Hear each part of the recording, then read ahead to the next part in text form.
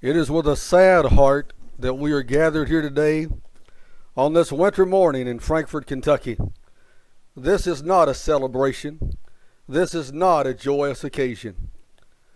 Our minds go back to 2009 when two Al Qaeda Muslim terrorists living as refugees in Bowling Green, Kentucky were apprehended by law enforcement. And we remember the Islamic terror network that was revealed to be in northern Kentucky just a few years ago. There's been over 3,000 people killed and slaughtered, and thousands were injured by Muslims committing acts of jihad on American soil, including 9/11 up to the present time. Yesterday, January the 8th, 2016, Islam reared its ugly head again in Louisville, Kentucky, when a male Muslim man named Mustafa Abd al-Hamid set himself on fire in the parking lot of a busy convenience store. After torching himself, he ran down West Broadway shouting Allah Akbar in an act of jihad. Yesterday, January the 8th, 2016, another Muslim, Edward Archer, shot and seriously injured a Philadelphia police officer. When arrested, Archer said he did it in the name of Islam because the police defend laws that are contrary to the Quran. Before we proceed any farther, I want to take a few moments to remember the victims of the Fort Hood Islamic massacre, and they are Dr. Michael Grant Cahill, Major Libardo E. Caravio, Staff Sergeant Justin M. DeCrow, Captain John P. Gaffney, Specialist Frederick Green, Specialist Jason D. Hunt, Staff Sergeant Amy Kruger, Private First Class Aaron T. Nemelka, Private First Class Michael S. Pearson, Captain Russell G. Seeger, Private First Class Francesca Veliz, Lieutenant Colonel Juanita L. Warman, Private First Class Cam C. Ziong. The following are victims of the Islamic terrorist known as the Beltway Snipers: Kenya Cook, Jerry R. Taylor, Billy G. Dillon, Million Wolda Merriam, Claudine Parker, Hong M. Ballinger, James Martin, James Buchanan, Sarah Ramos, Pascal Charlet, Laurie A. Lewis Rivera, Dean H. Myers, Kenneth Bridges, Linda Franklin, Conrad Johnson. The following are victims of the Islamic Chattanooga, Tennessee massacre at a naval recruiting center: Sergeant Carson A. Holmquist, Logistics Specialist Second Class Randall Smith, Gunnery Sergeant Thomas J. Sullivan, Lance Corporal Squire K. Wells, Staff Sergeant David A. Wyatt.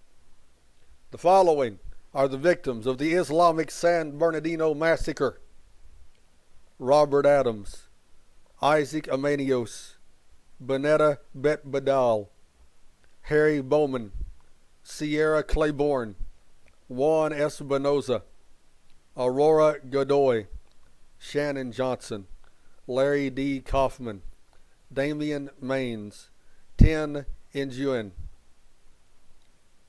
Nicholas Thalesinos, Yvette Velasco, Michael Wetzel. There are 3.3 million Muslims living in the United States of America today. Every single one of them is a terrorist or a potential terrorist. I want to say that again. Every single one of them is a terrorist or a potential terrorist. That is why we are gathered here today, my fellow patriots, in honor of our forefathers and in memory of those who have died in this war with Islam on American soil, those men and women I just mentioned in your hearing. I often get asked the question, why does Islam hate America? Muslims hate America because of one word, republic. I like the sound of that word, republic. It means people can live free, talk free, go or come as they please, buy or sell, attend the church of their choice, and live and do as they please. Some words give you a feeling. They create an emotion in your heart, in your soul. Republic is one of those words that puts a lump in my throat. The same lump a man gets when his baby is born, or when his baby takes his first step, or when his baby speaks his first word. Some words make your heart warm. Republic is one of those words. I want to read this poem to you entitled The Land of Liberty. I love my country's pine-clad hills, her thousand bright and gushing rills, her sunshine and her storms, her rough and rugged rocks that rear in majestic form. I love her rivers deep and wide, those mighty streams that seaward glide, her smiling fields, her pleasant vales, her shady flowery dales. I love her forest dark and lone, to hear the wild birds' merry tone. All have their enchanted charms for me. This is the land of liberty. The terrorists want us to live in fear and fright. They say we don't have the will to fight. America is a paper tiger, Muslims say. She has seen her better days. Others in the past have made this mistake too. Those who have attacked the red, the white, and the blue. They ignore our history of fighting for what's right, of protecting our freedoms with all of our might. I believe people should be free to choose. So this war on Islamic terror, we cannot lose.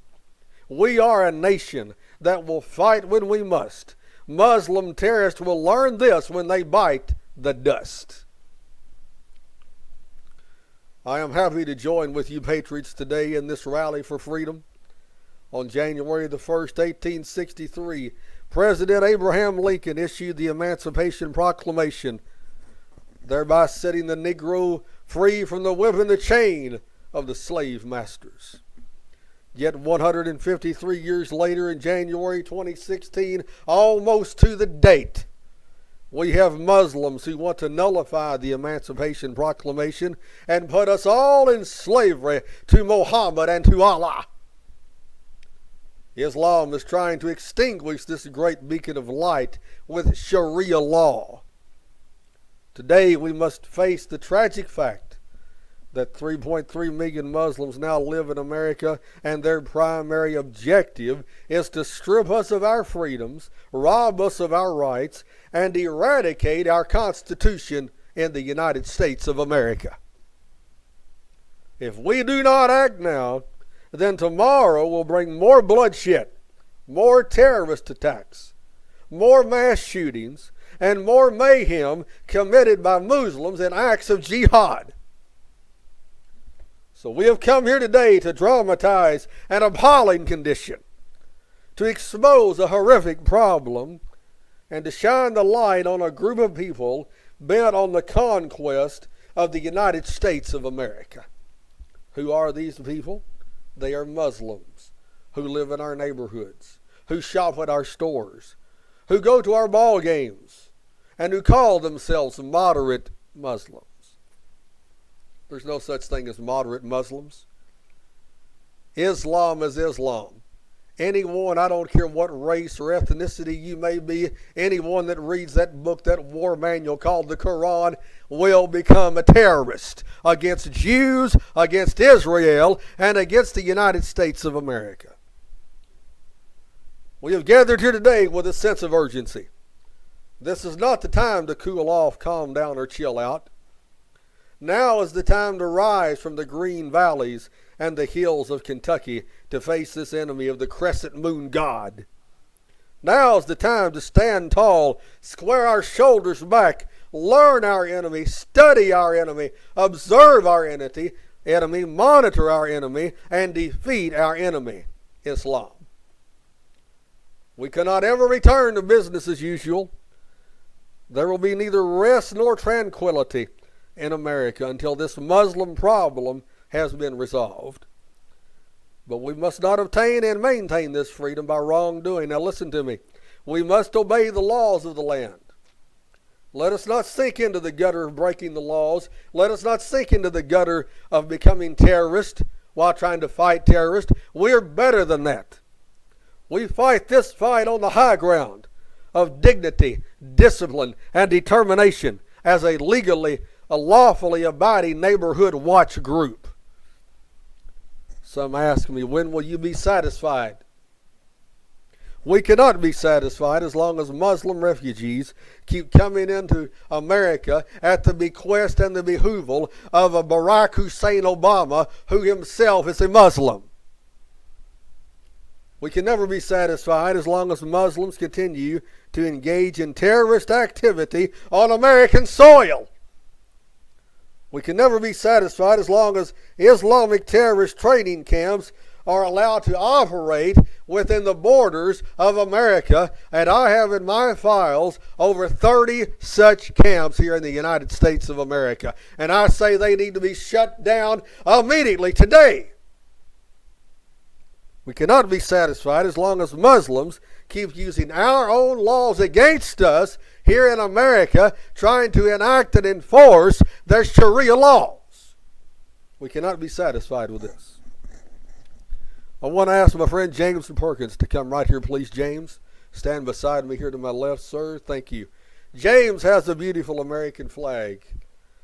I want us all to say the allegiance to the American flag. I pledge allegiance to the flag of the United States of America and to the republic for which it stands, one nation under God, indivisible, with liberty and justice for all. Thank you, James. Thank you all for bringing your flags. Thank you all for bringing your weapons, for showing somebody that we still have our rights here in the United States of America. Next, I want us to look toward that Kentucky flag, flying as the wind blows on this cool winter morning. Repeat after me. I pledge allegiance to the Kentucky flag and to the sovereign state for which it stands, one commonwealth, blessed with diversity, natural wealth, beauty, and grace from on high. I want to thank all the true American patriots who showed up for our Anti-Jihad Rally today here in Frankfort, Kentucky.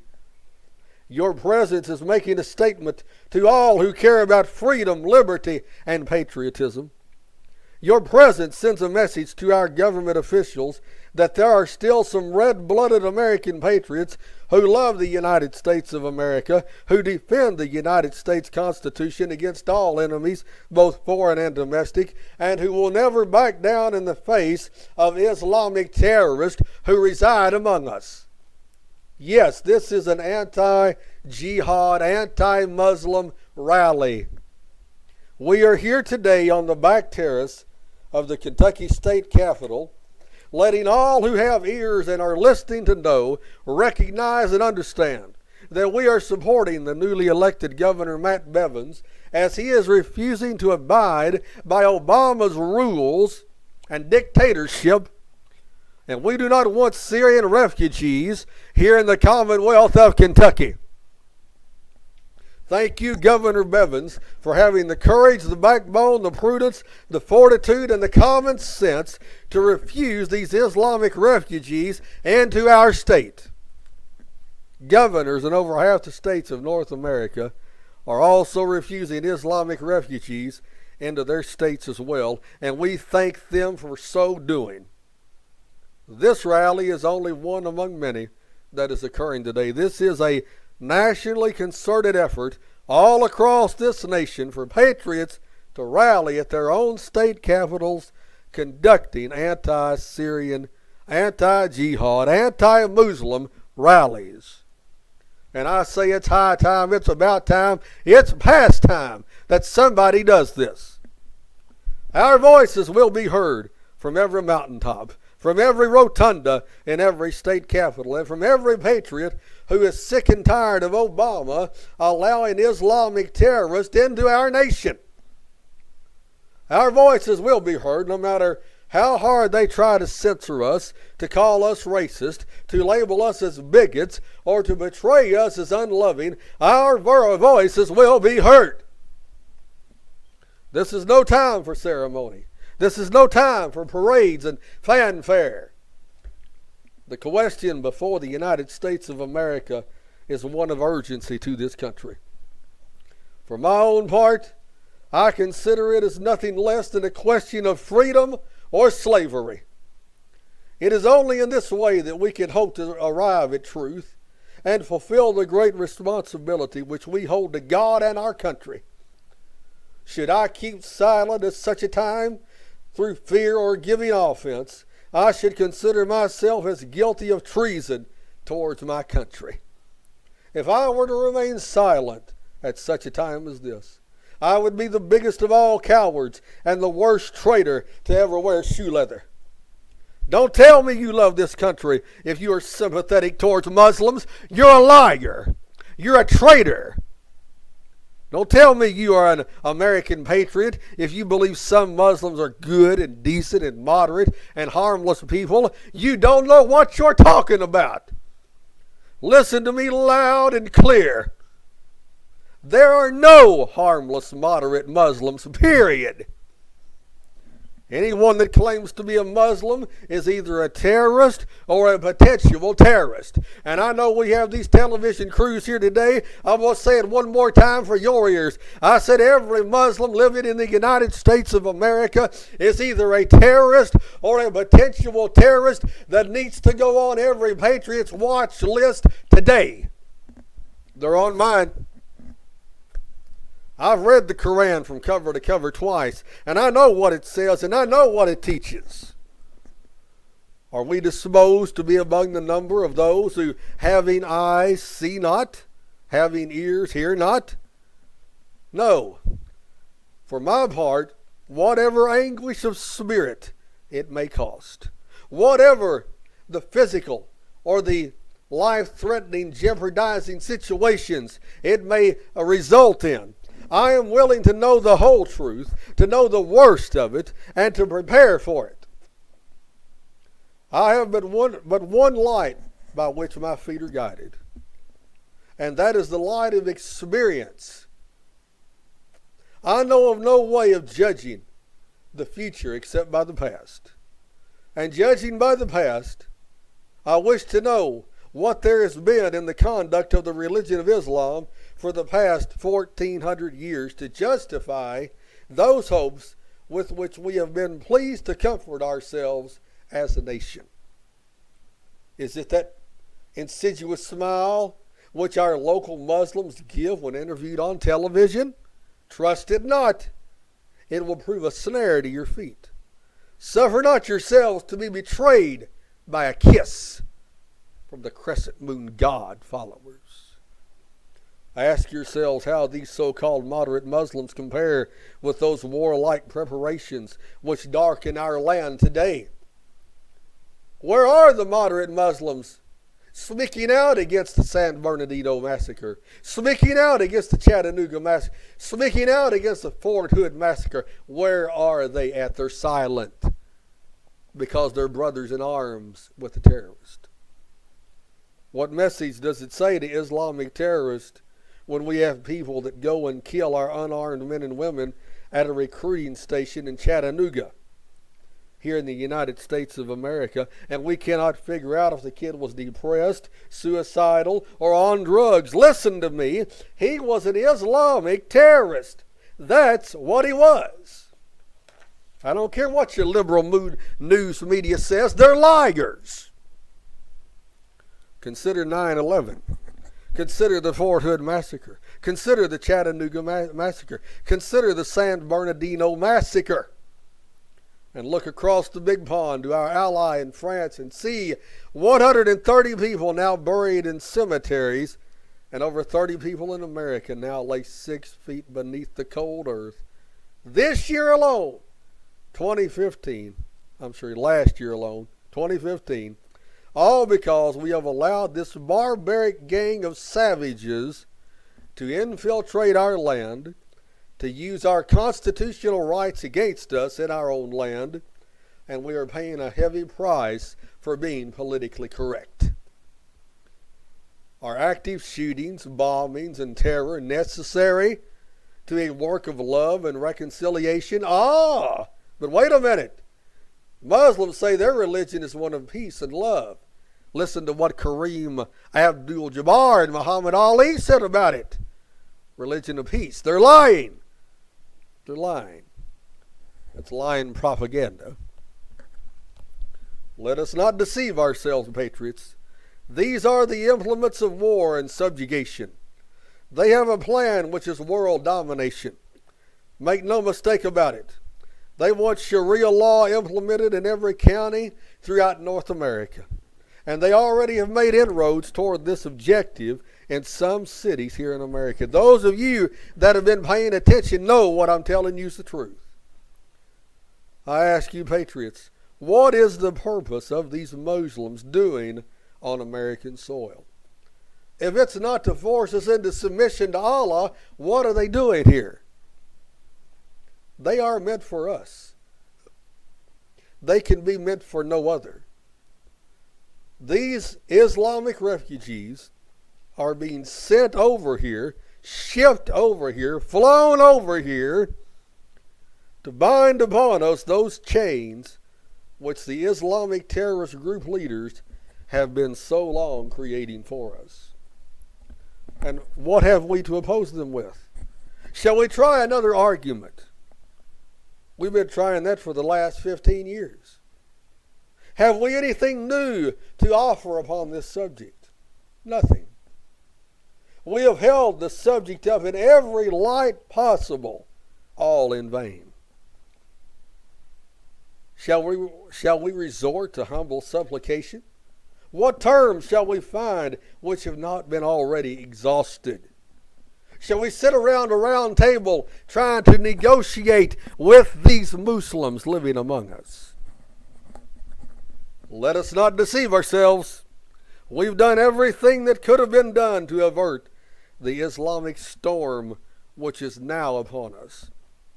We have petitioned. We have called our congressmen, called our senators, contacted our politicians. But our petitions have been slighted. Our rallies have been unattended, like you see here today. Thank God you all showed up, but it's an absolute disgrace that this ground is not covered by Kentucky and American patriots. Our requests have been disregarded. We've been spurned with contempt from the Oval Office. In vain, after these things, may we indulge the fond hope of peace and reconciliation. It's impossible to reconcile with a madman. My daddy told me when I was a young boy, if you ever come across a rabid dog, don't try to pet it and don't try to feed it, and don't try to make it your friend. It'll bite you. Only thing you can do with a rabid dog is kill it. Now, I'm not promoting killing any Muslim. What I am promoting is watching them, monitoring every move they make. No, sir, there can be no peace and reconciliation with an ideology that commands its adherents to strap on a bomb and blow innocent victims up. We cannot find a common ground with a psychotic man or woman who is bent on walking into a building, shooting men, women, boys, and girls. We cannot sit down at a conference table with a group motivated by a war manual called the Quran that commands its followers to slay the infidel and kill anyone who refuses to submit to Allah. We cannot do that. If we wish to remain free as a nation, if we mean to preserve those inestimable privileges for which we have been so long contending, if we mean not to abandon the noble struggle in which we've been so long engaged these last 239 years as a nation, and which we have pledged ourselves never to abandon until the glorious object of our contest shall be obtained, we must fight. I repeat it, patriots, we must fight. A call to arms is all that is left for us. This is a call to arms. We are at war with Islam here in the United States of America. The freedoms we hold dear is at stake. They tell us that we are weak, unable to cope with so formidable an adversary. But when shall we be stronger? Will it be tomorrow, next week, next year, or the next generation? Will it be when we are totally disarmed and when an ISIS warrior shall be stationed in every community and in every house? Shall we gather strength by irresolution and inaction? Shall we acquire the means of effectual resistance by lying on our backs and hugging the delusive phantom of hope until our enemies shall have bound us hand and foot with the chains of Islam? We are not weak if we make a proper use of those means which the God of nature has placed in our power. The millions of people armed in the holy cause of liberty, and in such a country as that which we now live in, are invincible by any force which our enemy can send against us. The battle is not to the strong alone. It is to the vigilant, the active, the brave. This is a call to arms. If you do not answer this call, who will? If not now, then when? If not here, then where? We have many keyboard warriors on Facebook and social media sites. But where are they today? Why aren't they at this rally supporting freedom, letting their voices be heard? Look around you today. Where is the militias? Where are the oath keepers? Where are the American patriots? Where are the law enforcement officers who still believe in freedom? Where are they at? Let us not retreat in submission and slavery to Allah. Our chains are forged, folks. Their clanking may be heard on the streets of Boston, where a Muslim set off a bomb where 260 people were injured and 3 were killed. Do you hear the chains rattling? 5 brave American servicemen were slaughtered at a naval recruiting center in Chattanooga, Tennessee. Do you hear the chains rattling? Over 30 people were shot and killed in San Bernardino, California. Do you hear the chains rattling? They are declaring jihad against Americans on American soil. They want us to cower in fear and submit to Allah. The war is not coming to the shores of the United States of America. I'm here to tell you the war is here. I say let it come. Liberals and Muslims may cry peace and peace, but there is no peace. The war has begun. The next Islamic terrorist event that happens here in America will bring to our ears the clash of resounding arms. Why stand we here idle?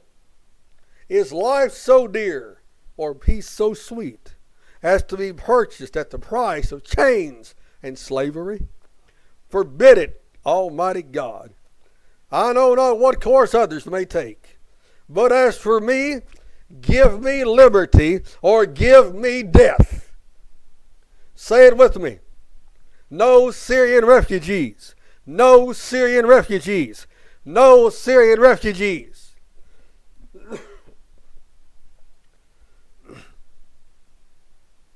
Now,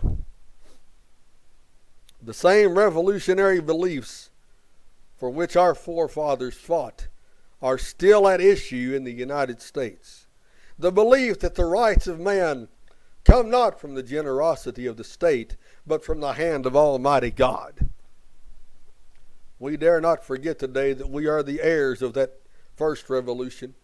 Let the word go forth from this time and place to friend and foe alike, that the torch has been passed to a new generation of Americans, born in this century, born in this generation, born in this nation, born in this hour, tempered by war, disciplined by watching Muslims destroy our nation, proud of our ancient heritage, and unwilling to witness or permit the slow undoing of those human rights to to which this nation has always been committed, and to which we are committed today in the great Commonwealth of Kentucky.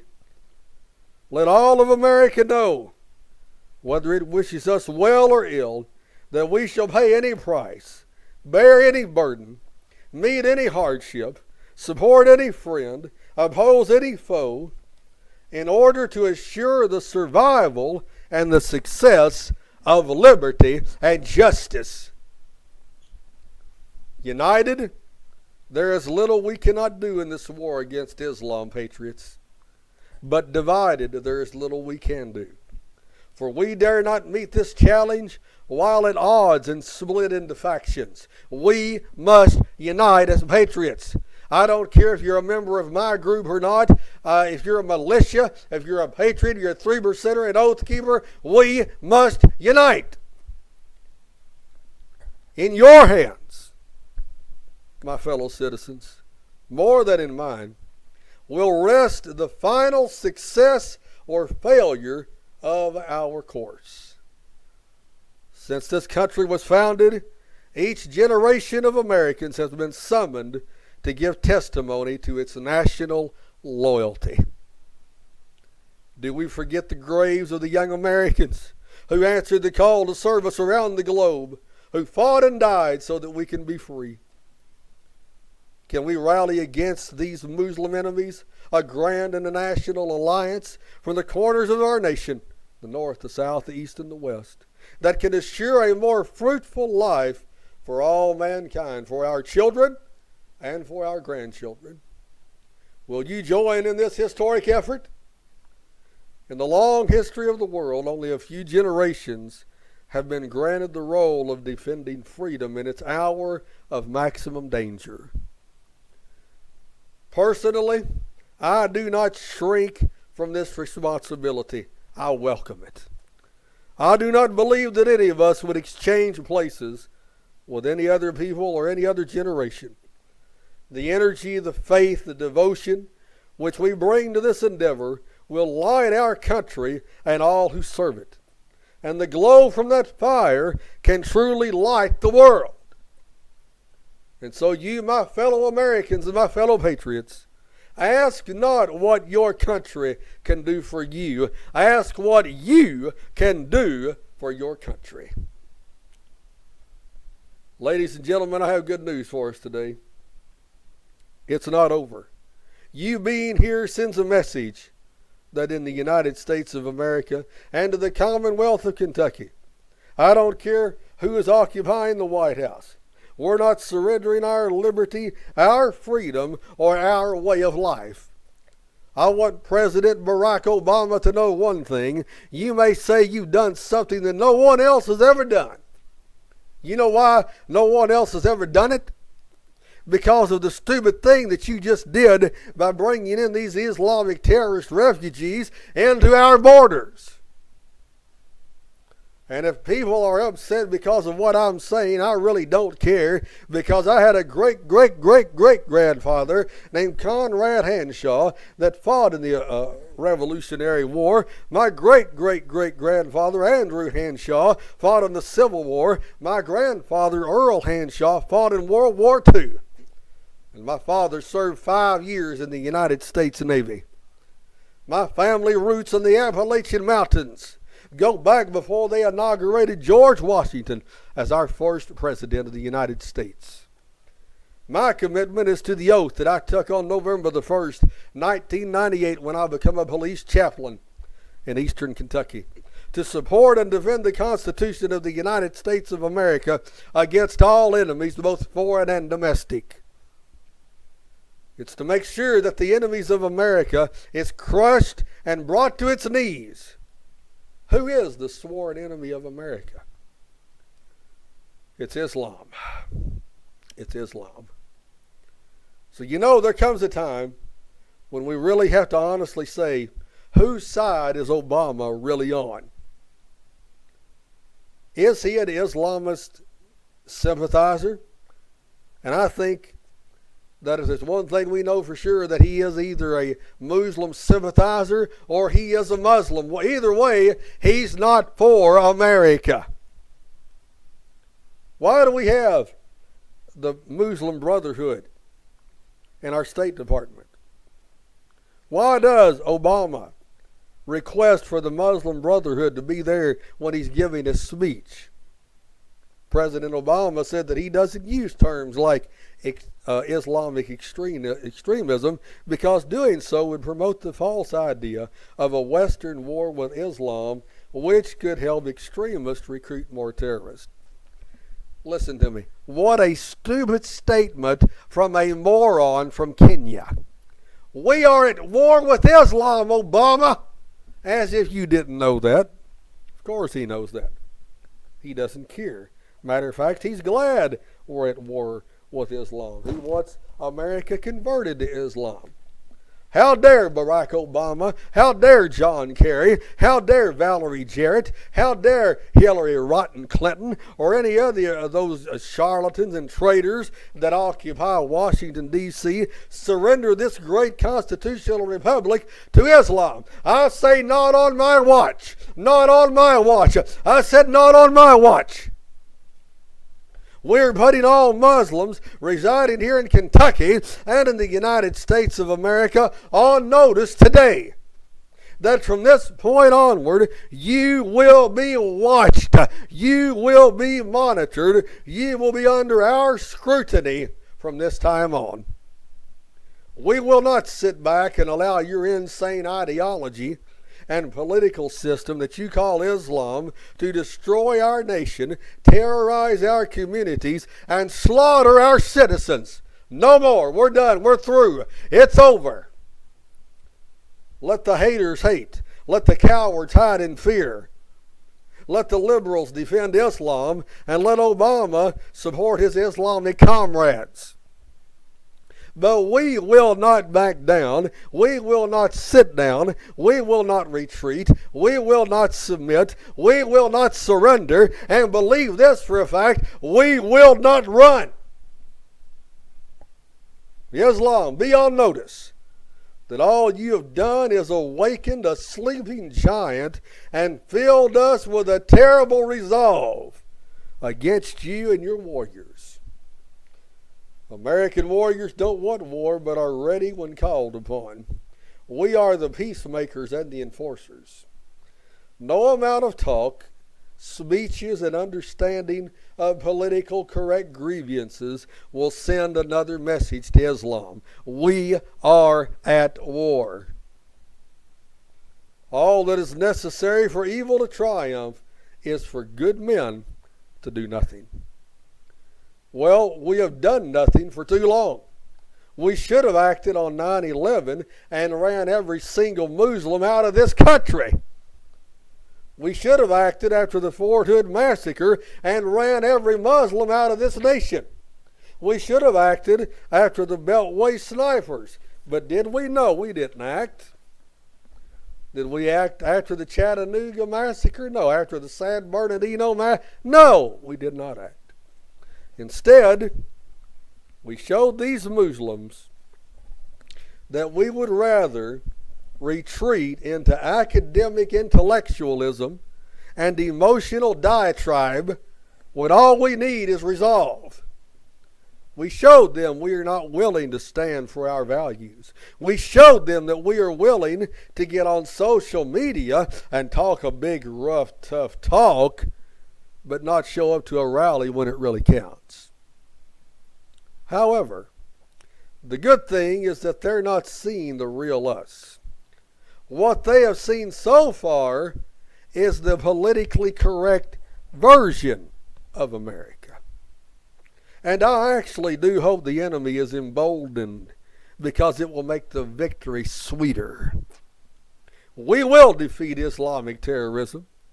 I said we will defeat Islamic terrorism here in the United States of America.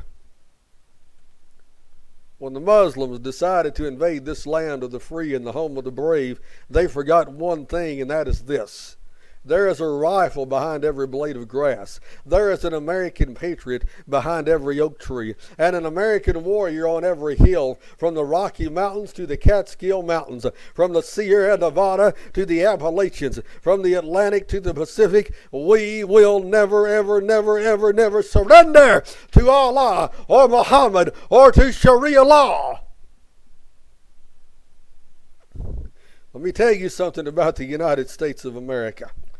The United States of America is about victory. It's about victors. The United States of America is about champions. The United States of America does not surrender to a bunch of baby-raping, black-robed, child-molesting, crazed Islamic clerics who want to see us destroyed. If you don't like the USA, get the heck out of our country. If you don't like living under our Constitution, get the heck out of our nation. If you don't like our freedoms, buy a one-way plane ticket to Saudi Arabia, get on the next airplane and fly back to the sand dunes you came from. Get out of our nation. And I don't care if you're a doctor, you're a lawyer, you're a business owner, get out of this nation. I don't care if you own a motel, a hotel, or a retail, get out of my country and take your ISIS brothers with you. Patriots, please stand up, wake up, and speak up. Time for talk is over. Time for action is now. If we do nothing now, there will be no results. Islam will continue spreading like a cancer across this nation. Islam will be like a wildfire burning out of control unless we step up, man up, and show up. You cannot score a point until you enter the game. I used to play basketball before I became disabled. And it's impossible to score a point unless you enter the game. I'm telling you, patriots, it is time to dress for battle and enter this war with Islam. The journey of 1,000 miles begins with one step. Just one step is all I'm asking you to make today. One step of commitment. One step of loyalty. One step of courage. One step of fortitude. Just one step. Do all you can for this cause of freedom while you can, with all the means you have at your disposal. Wake up, America! Wake up, America! Wake up, Kentucky! Islam has no respect for human life. Islam has no respect for the United States Constitution. Islam has no respect for our individual freedoms that we hold dear. Islam has no respect for law enforcement. Islam has no respect for the sovereignty of the American people. Islam has no respect for the Republic of America, nor our democracy. Islam has no respect for the process of due law. The future of America is in our hands. Muslims are driven by an interpretation of Islam that believes that Islamic law, called Sharia, is an all-encompassing religious political system. Now listen to what I'm going to tell you in the next couple of minutes. Since it is believed to be prescribed by Allah, Sharia must be enforced in the public sphere by a global Islamic state. As such, Islamic adherents consider it to be the only true legitimate form of governance and reject democracy and all human rights values. Therefore, listen, the ultimate objective of Islamic people living in the United States of America is the merger of mosque and state under Sharia law. Those who favor such an approach are called Muslims. Their ideology is called Islam. There are dozens of Muslim groups in America that are backed by the Muslim Brotherhood. These groups have penetrated the highest levels of American government and culture. Their dream is the creation of an Islamic state Their strategy in America is to use America's freedom and liberties and laws in order to achieve that dream. I ask you these questions, patriots. Do you want your children and your grandchildren to grow up in an Islamic state here in America? Do you want Sharia law to become the law of the land in America? Do you want your granddaughters raped and beaten for not wearing the burqa over their heads? Do you want your grandchildren to live next door to a mosque controlled by an imam that instructs his congregation to make you to submit to Allah and say the Shahada, or they will kill you? As I close, let me say this to each one of you gathered here today. We as a nation have seen the courage of those who have gone before us to fight against Islam in America. Todd Beamer was aboard the United Airlines Flight 93, which was hijacked as a part of the September 11th attacks in 2001. He was one of the passengers who tried to reclaim the aircraft from the Muslim hijackers, leading them to crash into a field in Stony Creek Township near Shanksville, Pennsylvania. His famous words were, "Let's roll, let's roll." That's a true American hero who gave his life. Dr. Michael Grant Cahill was shot while charging the Muslim Fort Hood shooter. Captain John P. Gaffney was shot while charging the Muslim Fort Hood shooter. Specialist Frederick Green was shot while charging the Muslim Fort Hood shooter. Today, on January the 9th, 2016, we are a country awakened to danger from Islam and called to defend freedom. Our grief has turned to anger, and our anger turned to resolution. Acts of war have been repeatedly committed by Muslims on American soil. Freedom itself is under attack. This war will not end until every Islamic group in America has been found and monitored. Either you are with us or you are for the Muslim terrorist. There's no gray areas here whatsoever. This is just not my fight. This is just not the fight of the American Patriot Strike Force, of which I'm the national commissioner of, and we have chapters in 22 states. This is just not our fight. It is the fight of every American who believes in freedom, liberty, and in the United States Constitution. We're asking that every patriot from every state, from every county, from every town, and from every city to join and fight in this battle. Lock arms and unify. Great harm has been done to us as a nation. We have suffered a great loss. We will not retire. We will not tire.